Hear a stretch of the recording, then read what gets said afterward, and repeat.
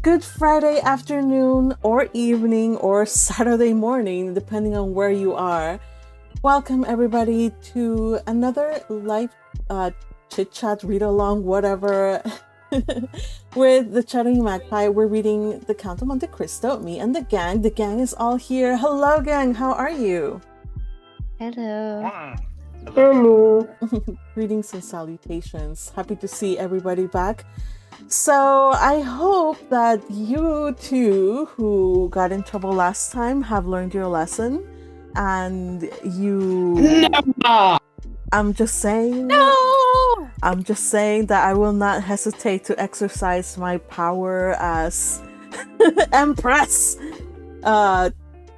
Just please settle down, because I am... Okay, the reason why I don't want him to do this is because my brain is highly susceptible to latch onto that and to make the same mistake.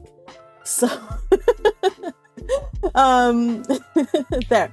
I would never. Should I mention how similar a certain two characters are? Yeah, you should. I think you should avoid it right now. Yeah, for now, you should. You're on thin ice. We haven't Patrick. even read yet. We're on thin ice, Patrick. You're on thin ice, and it'll be a week next time. So just hold on. All right. So, everybody that's watching us on YouTube, welcome. I am happy to be here on Friday. Weekend is almost here, so I'm in high spirits. Also, we have quite a lot to read today, so let's dial down the nonsense and the chaos just for today. That way we can get through like this long chapter. Before, you know, I think it's gonna be like 4 times as long as Wednesday's read. Yeah, Wednesday's read. So hang tight, and I think it's gonna be a good chapter. All right, but first of all, let us say hello to early gang. The very first one was Yay, who actually has the honor of also being able to tell us what happened the last time on the Count of Monte Cristo. Yay, take it away, please. All right. Last time on the Count of Monte Cristo, a mysterious Englishman traveled to Marseilles, purportedly to check after the financial status of Monsieur Morrel. There, he met with the inspector of prisons, who also had a financial stake in Monsieur Morrel's company, and shared that he had little hope in getting a return of his investments. The Englishman offered the inspector a rare opportunity in turn. He'd buy the inspector's stake in Monsieur Morrel's business at the face price, supposedly to ensure Monsieur Morrel's ruin, all without commission, on the condition that the inspector answer a few questions about a pair of prisoners in the Chateau D'If, the Abbe Faria and Edmond Dantes. The inspector agreed, telling the sad tale of the prisoners who collaborated to escape, only for the former to pass away, forcing the latter to make the foolhardy and lethal decision to replace the Abbe's body in hopes of escape, only to drown when buried at sea. What will the Englishman do with this information and worthless investment? Perhaps we'll find out today on The Count of Monte Cristo. Ooh, bravo. Thank you, Yay. All right, I think that pretty much covers it. Also, Teal is with us. Teal, how are you? I'm well, thank you. Happy that you join us today in the voice chat. Yesterday we had our anime chit chats, and we did miss you, though you were on the YouTube chat, but it was good to see you here. Speaking of that, why do you keep pushing this to the time when I'm in bed? Do you not want my chaos? Oh no, you guys, he's caught on. What am I gonna say now? It just so happens that the universe has conspired against you, Patrick. Really, that's the only thing. That was the only slot I could literally fit the thing in for the past 2 weeks. I did warn everybody else that things are gonna change probably in my professional life. So there'll be some changes, but I'll let you guys know when the time comes. But for now, our schedule still stands: Wednesdays, Thursdays, Fridays, for both read-alongs and anime chit-chats. So join us, you guys.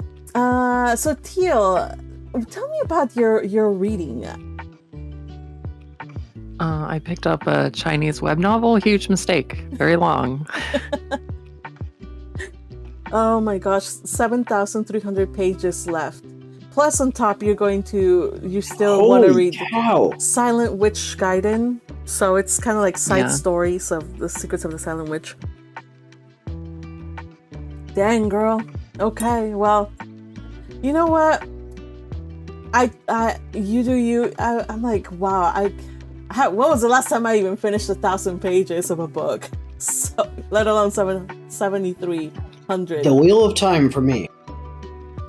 For me, it must have been a Brandon Sanderson book. Oh, wow. Well, he finished that series. Yeah. It was Robert Jordan who created it. Yeah. But since he passed, it was Brandon Sanderson who did it. Yep. Also on the chat we have. Yeah. What was that, Yay? I think The Expanse hit similar numbers.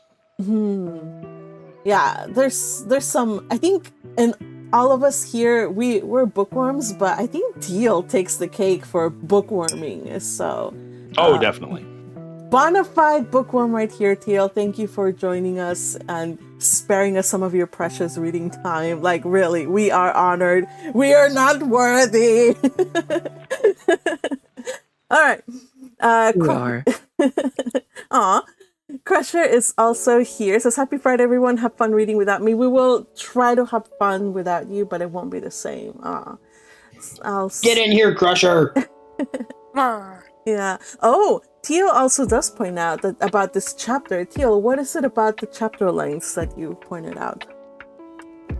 Well, chapter 33 is 48 pages and 34 is 44 pages, I Holy believe. cow! Wow. We And might it's a need to lot. split that one up. We're definitely gonna split those up. Also, yeah, so thanks for the heads up. We will split those up. Or, no, I just don't see us sitting down to read one long one. No, I don't see it. I don't see it happening. My voice couldn't take it, probably. That's basically why. So, Crusher is calling for Teal to do a library reveal. Teal, do you have physical books mostly, or are they digital? I have a lot of both. I can try to get some library pictures, but Yeah, no problem. I need a bigger apartment to have an actual library. Yeah, same here. Well, one day I'll win the lottery, and then I won't tell you guys, or nobody will know, except, there'll be signs of me winning the lottery, and that probably is going to be a huge telltale sign when all of the digital books I have are suddenly I have like all of them in physical copy. And suddenly Magpie doesn't need to take time off to do work stuff. Yeah. And suddenly she has all the time in the world to do everything. And suddenly I can hire proper editors, because I have like so many like things in the thing that I want to release, like scripts and like rough things that I have. Oh gosh, yeah. You guys, let's win the lottery for Magpie's sake. All right. I was close. Oh. When it was hitting like 2 billion or whatever, the Powerball, I got a ticket, but every number was off by about 1. Oh, I hate it when that happens. Damn. Dang. Oh, wow. Imagine a bookworm winning the lottery. Okay, Teal, that should definitely like reflect in like a proper adaptation of anime in case of the whole thing, in case like Wit Studios drops it. You can be like, I'll bankroll it. Well, at least that's what I would do. I'd be like, I'll bankroll it. I would make it rain. Definitely. And if you had won the 2 billion after taxes, you would be maybe a billionaire. Maybe. Yeah. Well, anyway, I'm glad that you guys are here. Everybody who could have been a billionaire, or you just, a billionaire in dreamland, as we all are, whatever. Welcome. Happy to see you all. we're gonna start reading right now because it is time and we wanna not prolong the read aloud for more than 2 hours. Fingers crossed. So today, reading chapter 29, we have the following people. The narrator is me, of course. The Englishman continues to be Patrick. Monsieur Pierre Morrel is Fuji. The cashier, Cockles. I don't know how to say that. The Cockles. Cockles, the cashier. Oh, actually, hold on. It actually says in like the second paragraph, cockeye. Cockeye. Okay. Shockingly, it's actually pronounced Ferdinand. Shh. I didn't do it. It wasn't me this time. It wasn't me this time. There is no way. There's no way that Ye is going to be called the cat wrangler now. Like I was considering adding that role, but you started. Worthy sacrifice. No, I don't know. Nobody here deserves a cat wrangling role except maybe Fergie. I think Fergie's the only person, and and even so, I think after substituting for me for 2 weeks, he was like, "This is too hard. Never again." It's a challenge and a chore, one which I take with great pleasure, because I still have banning rights, and that gives me great joy. But yeah, why did you have to do that? She's a tyrant. She's a tyrant. She enjoys to wield her ban hammer. I can do what I want in my server. She's a tyrant. Yeah. I'm sorry, Magpie, but sometimes you just have to take the joke. All right. Cockeyes, the cashier, is Butterfly. Julie Morrel is going to be Teal. Emmanuel is also going to be Teal. And Penelon is going to be Yay. And of course, highlighter MVP is Teal, the one and only Teal.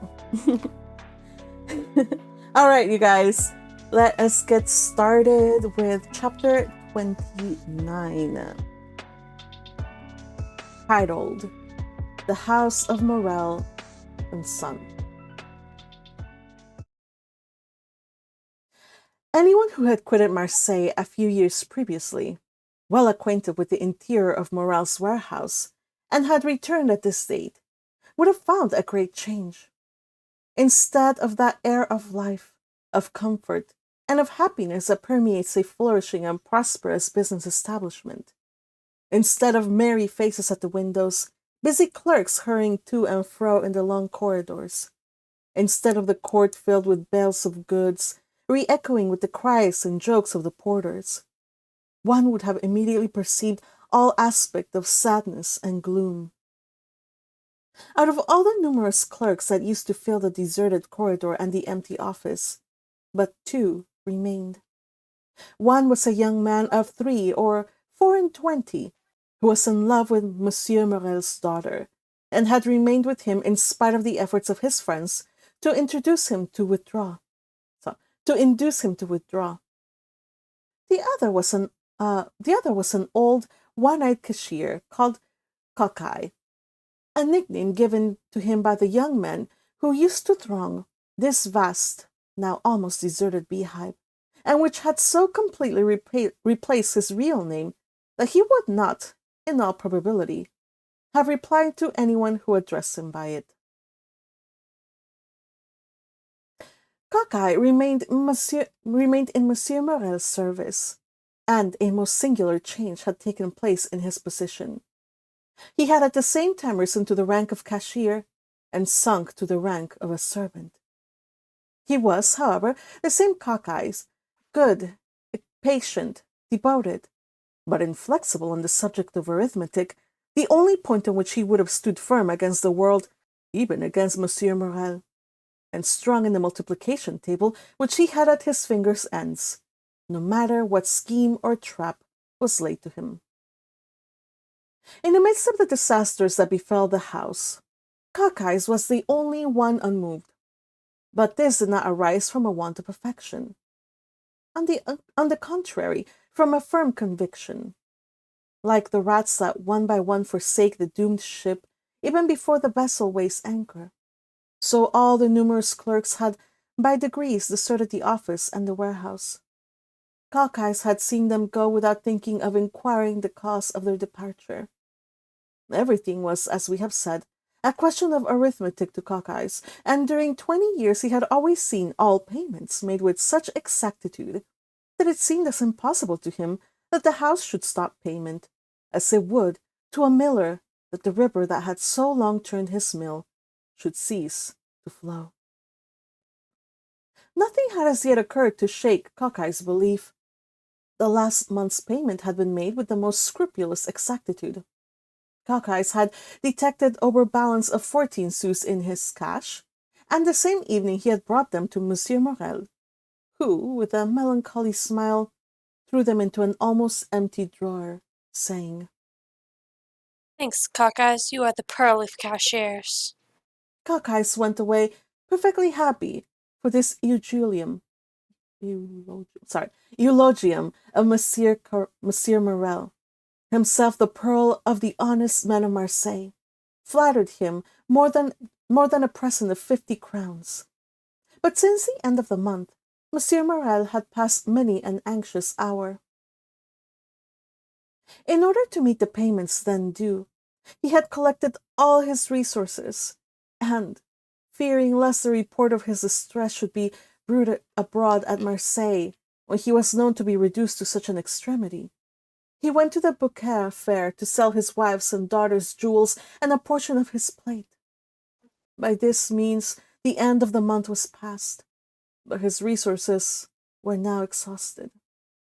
Credit, owing to the reports afloat, was no longer to be had, and to meet the 100,000 francs due on the 15th of the present month, and the 100,000 francs due on the 15th of next month to Monsieur de Vauville, Monsieur Morrel had, in reality, no hope but the return of the Pharaon, of whose departure he had learned from a vessel which had weighed anchor at the same time, and which had already arrived in harbour.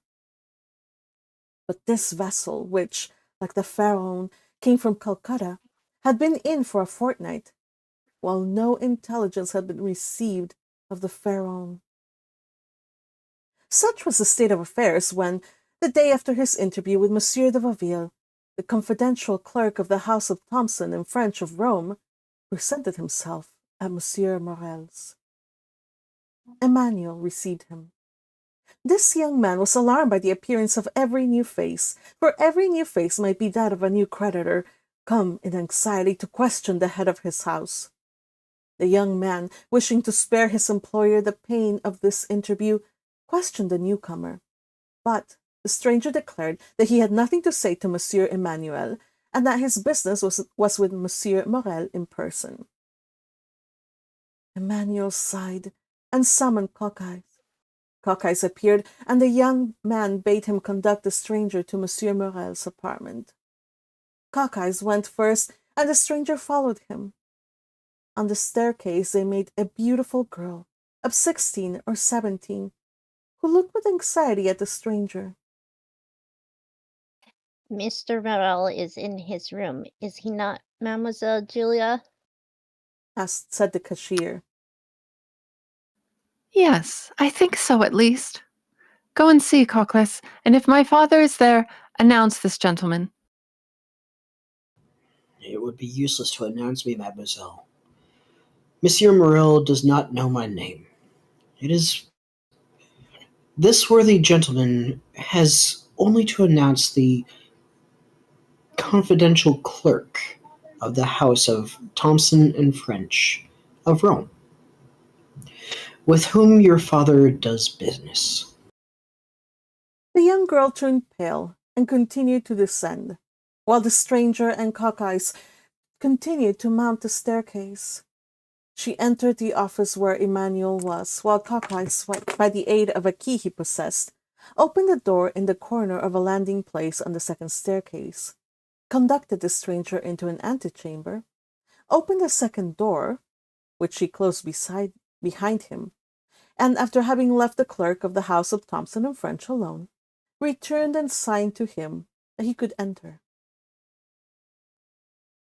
The Englishman entered and found Morrel seated at a table, turning over the formidable columns of his ledger, which contained a list of his liabilities. At the sight of the stranger, Monsieur Morrel closed the ledger, arose, and offered a seat to the stranger, and when he had him seated, resumed his own chair. 14 years had changed the worthy merchant, who in his 36th year at the opening of this history was now in his 50th. His hair had turned white, time and sorrow had plowed deep furrows on his brow, and his look, once so firm and penetrating, was now irresolute and wandering, as if he feared being forced to fix his attention on some particular thought or person. The Englishman looked at him with an air of curiosity, evidently mingled with interest. Monsieur? Said Morrel, whose uneasiness was increased by this examination. You wish to speak to me? Yes, monsieur. You are aware from whom I come. House of Tomlinson French. At least, so my cashier tells me. He has told you rightly. The House of Thompson and French had 300,000 or 400,000 francs to pay this month in France. And knowing your strict punctuality, have collected all the bills bearing your signature, and charged me as they became due to present them, and to employ the money otherwise. Morrel sighed deeply and passed his hand over his forehead, which was covered in perspiration. So then, sir, you hold bills of mine? Yes, and for a considerable sum. What is the amount? Asked Morrel with a voice he strove to render firm. Here is Said the Englishman, taking a quantity of papers from his pocket. an assignment of 200,000 francs to our house by Monsieur de Beauville, the inspector of prisons, to whom they are due. You acknowledge, of course, that you owe this sum to him. Yes. He placed the money in my hands at 4.5% nearly 5 years ago. When are you to pay? Half the 15th of this month, half the 15th of next. Just so. And now here are 32,500 francs payable shortly. They are all signed by you and assigned to our house by the holders. I recognize them. Said Morrel, whose face was suffused, as he thought that, for the first time in his life, he would be unable to honor his own signature. Is this all? No, I have, for the end of the month, these bills which have been assigned to us by the House of Pascal and the House of Wild and Turner of Marseilles, amounting to nearly 55,000 francs, and in all, 287,500 francs. It is impossible to describe what Morrel suffered during this enumeration. 287,500 francs. Repeated he. Yes, sir. I will not conceal from you that while your probity and exactitude up to this moment are universally acknowledged, yet the report is current in Marseilles that you are not able to meet your liabilities. At this almost brutal speech, Morrel turned deadly pale. Sir, up to this time, and it is now more than 24 years since I received the direction of this house from my father, who had himself conducted it for 35 years, never has anything bearing the signature of Morrel and Son been dishonored. I know that. But as a man of honor, should answer another, tell me fairly, shall you pay these with the same punctuality? Morrel shuddered and looked at the man who spoke with more assurance than he had hitherto shown. The question's frankly put. A straightforward answer should be given. Yes, I shall pay if, as I hope, my vessel arrives safely. Its arrival will again procure me the credit which the numerous accidents, of which I have been the victim, have deprived me. But if the Pharaon is left, and this last resource be gone... The poor man's eyes filled with tears. Well, if this last resource fail you, Well, it is a cruel thing to be forced to say, but already used to misfortune. Must habituate myself to shame. I fear I shall be forced to suspend payment. have you no friends who could assist you? Morrel smiled mournfully. In business, sir, one has no friends, only correspondents. It is true. Then you have but one hope. One. The last? Last. So that if this fail, I am ruined. Completely ruined. I was on my way here, or as I was on my way here, a vessel was coming into port. I know it, sir. A young man who still adheres to my fallen fortune passes a part of his time in a belvedere at the top of the house, in hopes of being the first to announce good news to me. He has informed me of the arrival of this ship. And it is not yours. No, she is a Bordeaux vessel. La Grande. She comes from India also, but she is not mine. Perhaps she has spoken on the Pharaon and brings you some tidings of her. Shall I tell you plainly one thing, sir? I dread almost as much to receive any tidings of my vessel as to remain in doubt. Uncertainty is still hope. This delay is not natural. The Pharaon left Calcutta the 5th of February. She ought to have been here a month ago. What is that? What is the meaning of that noise? Oh my God, what is it? A loud noise was heard on the stairs of people moving hastily, and half-stifled sobs. Morrel rose and advanced to the door, but his strength failed him, and he sank onto the chair. The two men remained opposite one another, Morrel trembling in every limb, the stranger gazing at him with an air of profound pity. The noise had ceased, but it seemed that Morrel expected something. Something had occasioned the noise, and something must follow.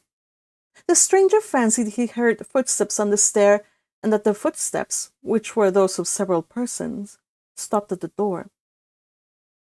A key was inserted in the lock of the first door, and the creaking of hinges was audible. There are only two persons who have the key to that door. Arca and Julie.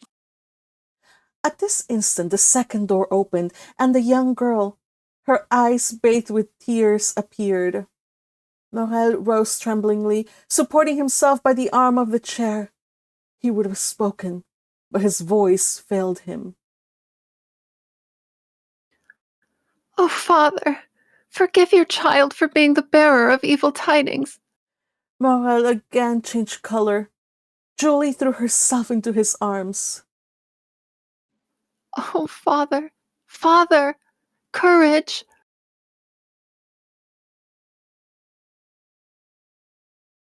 The Pharaon has gone down, then? Said Morrel in a hoarse voice. The young girl did not speak, but she made an affirmative sign with her head as she lay on her father's breast. And the crew? Saved. Saved by the crew of the vessel that has just entered the harbor.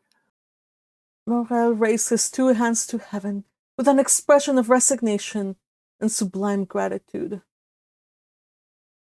Thanks, my God. At least thou strikest but me alone. A tear moistened the eye of the phlegmatic Englishman. Come in, for I presume you are all at the door. Scarcely had he uttered those words when Madame Morrel entered, weeping bitterly. Emmanuel followed her, and in the antechamber were visible the rough faces of 7 or 8 half-naked sailors. At the sight of these men, the Englishman started and advanced a step, then restrained himself, and retired into the furthest and most obscure corner of the apartment. Madame Morrel sat down by her husband and took one of his hands in hers. Julie still lay with her head on his shoulder. Emmanuel stood in the center of the chamber and seemed to form the link between Morrel's family and the sailors at the door. How did this happen? Draw nearer, Penelon, and tell us all about it. An old seaman, bronzed by the tropical sun, advanced, twirling the remains of a hat between his hands. Good day, Monsieur Morrel, said he, as if he had just quitted Marseilles the previous evening and had just returned from Aix or Toulon. Day, Penelon, returned Morrel, who could not refrain from smiling through his tears. where's the captain? The captain, Monsieur Morrel. He stayed behind sick at Palma, but please God, it won't be much, and you will see him in a few days, all alive and hearty. Well, now tell your story, Penelon. Penelon rolled his quid in his cheek, placed his hand before his mouth, turned his head and sent a long jet of tobacco juice into the antechamber, advanced his foot, balanced himself, and began. You see, Monsieur Morrel, we were somewhere between Cape Blanc and Cape Boyador, sailing with a fair breeze south-southwest after a week's calm, when Captain Garmond comes up to me, I was at the helm, I should tell you, and says, Penelon, what do you think of those clouds coming up over there? I was just then looking at them myself. What do I think, Captain? Why, I think they're rising faster than they have any business to do, and they would not be so black if they didn't mean mischief. That's my opinion, too, said the captain, and I'll take precautions accordingly. We are carrying too much canvas. Avast there, all hands, take in the sturdying sails and stow the flying jib. It was time. The squall was on us, and the vessel began to heel. Ah, said the captain, we have still too much canvas set. All hands lower the mainsail. 5 minutes after it was down, and we sailed under the mizzen topsails and the top-gallant sails. Well, Penelon, said the captain, what makes you shake your head? Why, I says, I still think you got too much on. I think you're right, he answered, and we shall have a gale. A gale? More than that, we shall have a tempest, or I don't know what's what. You could see the wind coming like the dust at the Monte Cristo. Luckily, the captain understood his business. Taking 2 reefs in the topsail, cried the captain. Let's go the bowlines, haul the brace, lower the topgallant sails, haul out the reef tackles on the yards.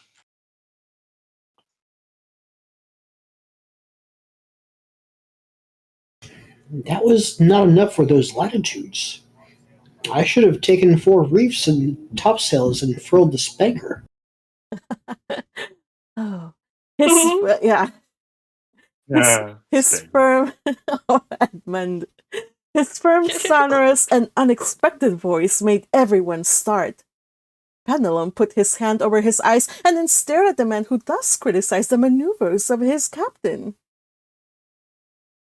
We did better than that, sir. We put the helm up to the run before the tempest, 10 minutes after we struck our topsails and scudded under bare poles. The vessel was very old to risk that. It was that did the business. After pitching heavily for 12 hours, we sprung a leak. Penelon, said the captain, I think we are sinking. Give me the helm and go down to the hold. I gave him the helm and descended, and we already 3 feet of water. All hands to the pumps, I shouted, but it was too late, and it seemed the more we pumped, the more came in. Ah, said I, after 4 hours of work, since we are sinking, let us sink, but we can die but once. Is that the example you set, Penelon? Cries the captain. Very well, wait a minute. He went to his cabin and came back with a brace of pistols. I will blow out the brains of the first man who leaves the pump, he said. Well done, said the Englishman. There's nothing gives you so much courage as good reasons. And during the time, the wind had abated and the sea had gone down, but the water kept rising. Not much, only 2 inches an hour, but it still rose. 2 inches an hour doesn't seem like much, but in 12 hours that makes 2 feet, and 3 we had before. That makes 5. Come, said the captain, we have done all in our power. Monsieur Morrel will have nothing to reproach us with. We have tried to save the ship. Let us now save ourselves. To the boats, my lads, and quick as you can. Now, continued. You see, Monsieur Morrel, a sailor, is attached to his ship, but still more to his life. So we did not wait to be told twice, and more so that the ship was sinking under us, and seemed to say, Get along, save yourself. We soon launched the boat, and all 8 of us got in it. The captain descended last. Or rather, he did not descend, he would not quit the vessel, so I took him round the waist and threw him into the boat, and then I jumped after him.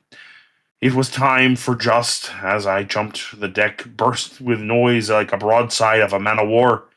10 minutes after, she pitched forward, then the other way, spun round and round, and then goodbye to the Farron. As for us, we were 3 days without anything to eat or drink, so we began to think of drawing lots who should feed the rest when we saw the La Grande. We made signals of distress. She perceived us, made for us, and took us all on board. There now, Mr. Morrel, is the whole truth, on the honour of a sailor. Is not it true, you fellows there? A general murmur of approbation showed that the narrator had faithfully detailed their misfortunes and sufferings. Well, well. I know there was no one in fault but destiny. It was the will of God that this should happen, blessed be his name. What wages are due to you? Oh, don't let us talk of that, Mr. Morrel. Yes, but we will talk of it. Well, then 3 months. Okay, pay 200 francs to each of these good fellows. At another time, I should have said, give them beside 200 francs over as a present. The times are changed, and the little money that remains to me is not my own, so do not think me mean on this account. Penelon turned to his companions and exchanged a few words with them. As for that, Monsieur Morrel, said he, turning his quid. As for that, As for what? the money. Well, We all say that 50 francs will be enough for us at present, and that we will wait for the rest. thanks, my friends, thanks. Take it, and if you can find another employer, enter his service. You are free to do so. These last words produced a prodigious effect on the seaman. These last words produced a prodigious effect on the seaman. Penelon nearly swallowed his quid. Fortunately, he recovered. What, Monsieur Morrel? You send us away? You are then angry with us? No, I'm not angry, quite the contrary, and I do not send you away. But I have no more ships, and therefore I do not want any sailors. No more ships? Well, then you'll build some. We'll wait for you. I have no money to build ships with, Penelon, so I cannot accept your kind offer. No more money? Then you must not pay us. We can scud, like the Faria under bare poles. Enough! Leave me, I pray you. We shall meet again in a happier time. Emmanuel, go with them, and I shall see that my orders are executed. At least we shall see each other again, Monsieur Morrel. Yes, I hope so at least. Now go. He made a sign to Cockeye, who went first. The seamen followed him, and Emmanuel brought up the rear. Now, Said the owner to his wife and daughter. leave me. I wish to speak with this gentleman. As he glanced toward the clerk of Thompson and French, who had remained motionless in the corner during this scene, in which he had taken no part except the few words we have mentioned, the two women looked at this person whose presence they had entirely forgotten, and retired. But as she left the apartment, Julie gave the stranger a supplicating glance, to which he replied by a smile that an indifferent spectator would have been surprised to see on his stern features. The two men were left alone. Well, sir, you've heard all, and I have nothing further to tell you.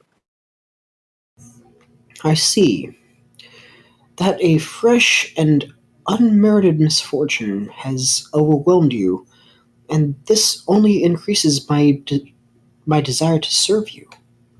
Sir! Let me see. I'm one of your largest creditors. Your bills, at least, are the first that will fall due. Do you wish for time to pay? A delay would save my honor, and consequently my life. How long a delay do you wish for? Morrel reflected. 2 months. I will give you 3. Replied the stranger. But will the House of Thomas and French consent? Oh, I take everything on myself. Today is the 5th of June. Yes. Well, renew these bills up to the 5th of September, and on the 5th of September at 11 o'clock, the hand of the clock pointed to 11. I shall come to receive the money. I shall expect you. I will pay you, or I shall be dead. These last words were uttered in so low a tone that the stranger could not hear them. The bills were renewed, and the old ones destroyed, and the poor ship owner found himself with 3 months before him to collect his resources. The Englishman received his thanks with a phlegm peculiar to his nation, and Morrel, overwhelming him with grateful blessings, conducted him to the staircase. The stranger met Julie on the stairs. She pretended to be descending, but in reality she was waiting for him. Oh, sir, said she, clasping her hands. Oh, mademoiselle, one day you will receive a letter signed Sinbad the Sailor. Do exactly what the letter bids you, however strange it may appear. Yes, sir. Do you promise? I swear to you I will. It is well. Adieu, mademoiselle. Continue to be the good, sweet girl you are at present, and I have great hopes that heaven will reward you by giving you Emmanuel for a husband. Julie uttered a faint cry, blushed like a rose, and leaned against the baluster. The stranger waved his hand and continued to descend. In court he found Penelon, who, with a rouleau of 100 francs in either hand, seemed unable to make up his mind to retain them. Come with me, my friend. I wish to speak with you. End of chapter. That escalated near the end. Yeah.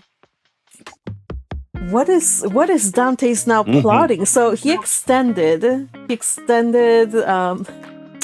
time for Morrel to pay that money back. But you know what? I'm scared, you guys. I'm scared because of what Morrel said at the end that Edmond did not hear. Yeah, I'm praying that this doesn't turn very dark. I know. Oh gosh, that would be so sad. Oh no. But Who's going to kill him? he's probably going to That's not kill what he himself meant. because it's a matter of if he. I'm just saying, like, I have no idea, you guys. We're just like guessing here, speculating. But he's all about honor, right? So I'm guessing he's gonna go like the Japanese route and like kind of off himself if he can't gather his resources. We'll see. But Yeah. there is hope because Dantes gave him a lot of like extra time.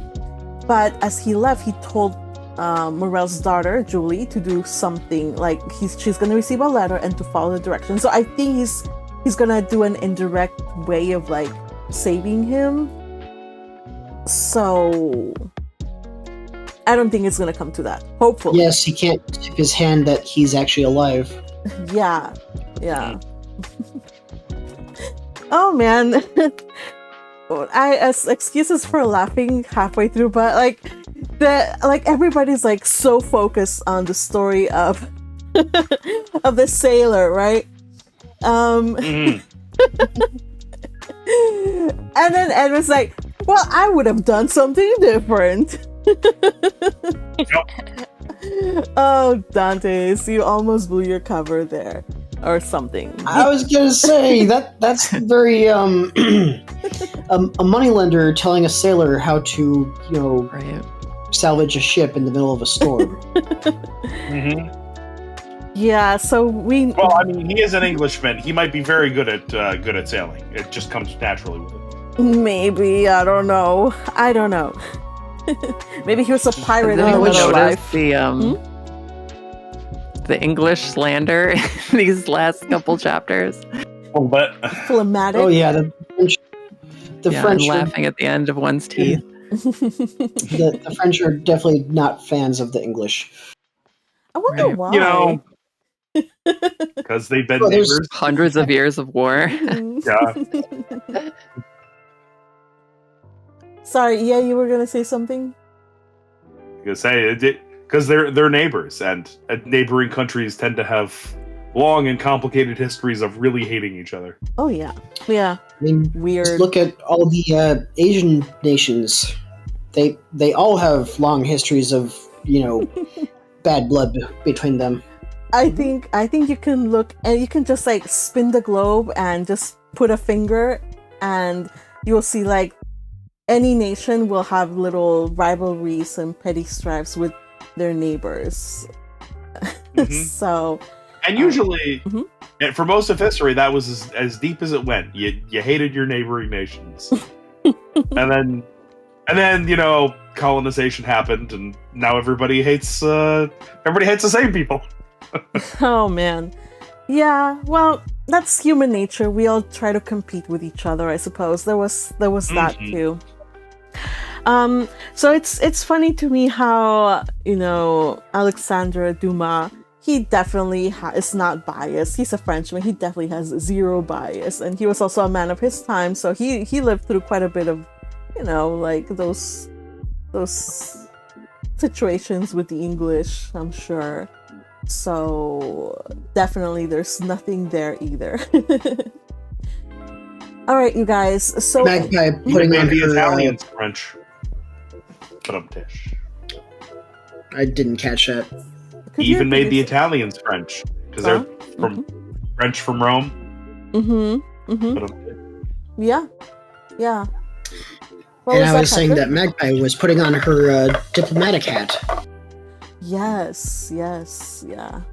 I strive for harmony within this strange time. All right. Let's talk about this chapter though. Anything else besides us laughing at Edmond Dantes like interrupting in the middle of the story, like showing like I'm sure he wasn't meaning to show off, but he was like, no, you don't do that. It was hilarious to me. Anything else besides that struck you as interesting? We got new characters too. I kept waiting for. Okay. I kept waiting for. Okay, Patrick, and then yay. I'm sorry. I kept waiting for Edmond to just be like, "I've got the solution to all your problems right here," but that would have been too forceful and overt. Too direct. What do you mean direct? We want to You do. can't mess with someone's pride that way. That would definitely be too American of him. So since he's a Frenchman, he can't do that. Yeah, but also Butterfly has a good point. I don't think Morrel would appreciate a handout, even if it's from a good friend. He would definitely he would not. I don't know. He might celebrate the fact that his supposed long dead friend is back and with a fortune to help keep him afloat. He might, but It's too early for the curtains to open like that. Yeah. Well, you know what would end up happening is he would immediately see his long lost friend and insist on throwing him a party and take no money from him. Yeah, that's what he would do. That's what he would do. And he would not give Dantes the opportunity to give him this gift, because Dante's gonna do this convoluted letter from Sinbad the Sailor. I'm like, okay, you're just having fun, aren't you?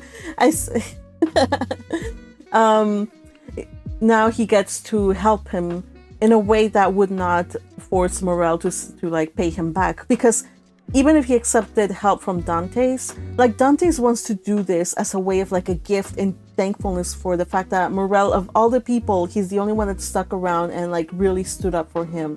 So he doesn't want to lend him the money. He wants to give it to him. He wants to do so much more for this person. But if he were to outright say "Oh, behold, it is me," Morrel would not. He would not accept the gift. There was no way he could give him a gift big enough in that situation. Men and their pride, says a man who's very prideful. Yeah, like that captain, the ship's captain, who whipped out all the guns and refused to leave the ship. Well, Edmond approved of his ways. It is a very long-standing naval tradition that the captain goes down with his ship. Oh yeah, that too. Yeah, but there he was threatening the crew not to leave. Yeah. Yeah. Yeah, he was like, I will blow the brains out of whoever stops pumping out the water. I was like, oh my gosh. And then meanwhile, Edmond says, well done. You know what? I see it though. I mean, I see him. They still had a chance to save the ship, so that's why he threatened them with, execution if they decided to quit before it was time. But as it became more and more apparent through the sailor's story that, there was no saving it, he kind of resigned to the fact that they couldn't do anything, but he was still going to go down with the ship because that's what a good captain does. Yeah. Except he didn't. He's didn't. just on an island recuperating because he caught a cold. Well, he didn't because this Carolyn had to knock him out and throw him off the ship. Yeah, that was hilarious. He grabbed him and threw him on the fucking boat and said, "You're coming, damn it!" He carried him under his arm, kicking and screaming like a toddler. Well done. I did. As Edmond would say, well done. That was a good thing. Noble sacrifices are stupid. Why die? You did your best. Come on.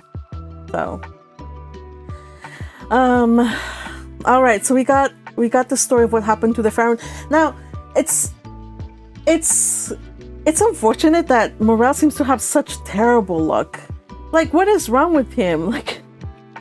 I don't know, you guys. Could it be just all bad luck? Or are there other nefarious forces at work? I think there are other nefarious forces at work. I think that Mr. Morrel has made the grave and terrible decision to not be sponsored by Dr. Pepper. Dr. Pepper, I'm literally opening one up on mic. Wow. And the jokes continue. The refreshing sound of Dr. Pepper. Jokes. This is a sponsorship. You guys. We have long we have long finished the amazing anime series where all these jokes originated from, and yet we still have We're not stopping. Dr. Pepper showing up. The bits will Dr. continue Pepper, until Dr. morale Pepper. improves. You know what I worry though, you guys? Like, I love these. I would have us talk about this, but lately YouTube has rolled out some restrictions about like if you're like talking about a brand and you're like being sponsored, if you do not say that you're being sponsored, or like if for some reason the AI thinks that you are selling stuff to people and you're not telling stuff, you're not properly doing the things that you're supposed to do, you get in trouble and your channel gets cancelled. No. Okay, algorithm, I promise you I am not being paid by Dr. Pepper. But what if we claim to be sponsored when we're not actually sponsored? Well, What about free advertising? And Dr. Pepper will go after you.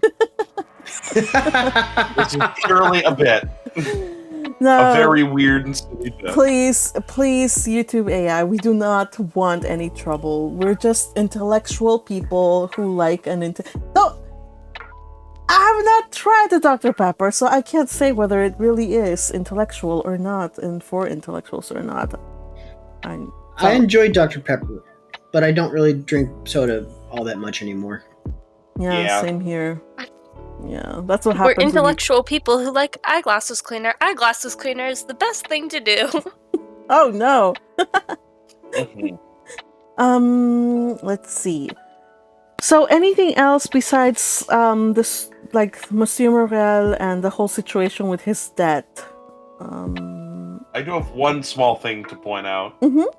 I really appreciate how much of a product of this time this book is, that it said that he'll be here at 11 o'clock, and then in parentheses had to explain that's when the hand of the clock is pointing to at 11. Yeah, I didn't realize until as I was reading that was in parentheses, and I probably shouldn't have actually said that. I wonder. I mean, it's in there. Was that a thing that they used to do in books, or what? I don't understand. I suspect this was at a time when mechanical clocks were relatively new. Huh.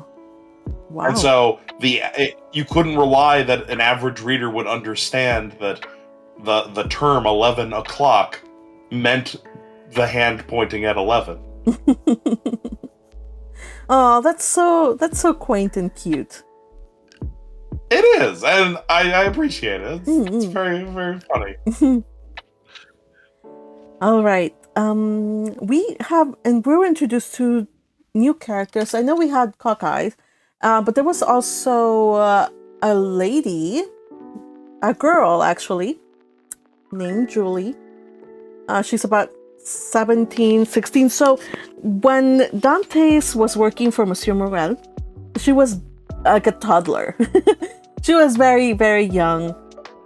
And I wonder, I think they might have mentioned her in the first chapter. I forget, I'm gonna have to go back, but the children have grown. I don't remember any of his family being mentioned at all until now. I don't know if I'm being One of the movies introduces Maximilian quite early. Yeah, I was wondering about that. Like, is it my brain? Am I going by the movies or am I going by the book? Excuse me, you guys. I probably got confused with the book. I mean, with the movie. All right, so we have Emmanuel, who is just. I do want to point out. Hold on a second. And we also have Emmanuel, who just happens to be a very loyal clerk. Not only loyal to the company, but also loyal to his lady love. He's in love with Morrel's daughter. So, but he seems to be a good all-around person. All right, go ahead, Patrick. I do want to point out that I am very pleased to have gaslit everybody into calling cockles cockeyed. Okay. Good job, I guess? Job. Hmm. All right, so... I just went with it because everyone else did. I didn't have to save his name at all. I mentioned in one of the in the lead up to actually reading it, that in that first paragraph his nickname is mentioned as Cockeyes. So we just went with that and just called him that the entire way. Oh, also great. did say they wouldn't respond to anything else. So it did say response. The name was written Cockles the entire time, so I guess that's fair. I did it. I don't care what you guys say. I don't care what logic you use. I did this. Okay, sure. Congratulations. Now shut up. Praise be to chaos. All right. Praise be to chaos. So, we have one more chapter which we will actually do. I was wondering like how long it was going to be the next one, but I think we're good for now. 2:00. Perfect. So I think that's all for this chapter. I'm excited to see what in the world is going to be that letter from Sinbad the Sailor. Ooh. He's really enjoying this game, you guys. He's really enjoying this game. He's enjoying the whole mystery of like putting on acts and putting on like accents and having all this intrigue. I mean, let the guy have some fun. He's a theater nerd. Yeah. Yeah, exactly. Let the guy have some fun. He's been in jail for 14 years. All of his youth went down the drain. So let's just give him that for now. What sort of weirdo walks around doing weird accents all the time? Surely no grown-up does that. I couldn't even think of one. But I think maybe he got his his flair for the dramatic from his late Abbe friend. Ooh. Really? Do you think? I don't know if Abbe Faria was that dramatic, but... I'd have to remember when he was, like, doing, like... Well... Abbe Faria did have a love for stories, and he shared his 200 titles with Edmond.